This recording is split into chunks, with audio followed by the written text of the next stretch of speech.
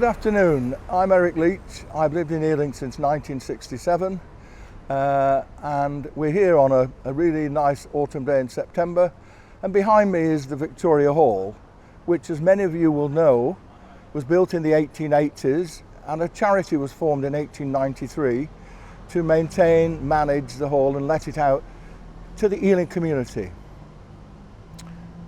Roll on to 2015 and the Ealing Council decided it wanted to dispose of the Town Hall, and it threw Victoria Hall in. A local resident cried foul, and in 2019 the Friends of Victoria Hall was formed to fight the council's wanting to dispose of Victoria Hall as part of a hotel deal.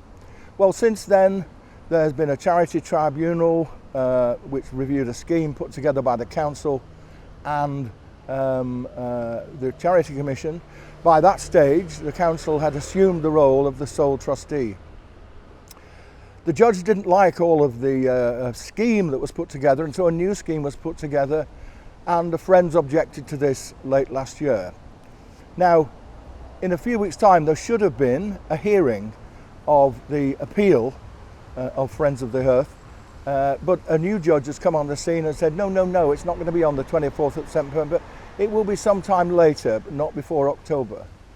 Now, over 100 people have already contributed over £120,000 to the legal action. We're using a very specialised, award-winning charity lawyers, and we need some more money. We need another few thousands. Now, the way you can give, there are three different ways you can give on the very information-rich Friends of Victoria Hall website. Now, just let me appraise you of two of the legal arguments. One is that the council's assessment of the size of the Victoria property is in such a way that it's financially advantageous to them. Our assessment, using an expert, is that it's completely different size and is less financially advantageous to the council. Now, charity law won't let the Charity Commission or the Charity Tribunal make a decision on property issues. The second one is conflict of interest. The judge said you've got to create some independent members of the trust. So two prominent Ealing citizens who are experienced event managers applied for the job, didn't even get a reply. Now, what's in this latest scheme is what's called the Victoria Hall Trust Advisory Committee. And so whatever decision they make has to be rubber stamped by the council. So in terms of conflict of interest, it's ridiculous. And one final point, have a good look at the building behind you, which has stood for over 100 years. 2 years ago, the council, in its wisdom, closed Victoria Hall.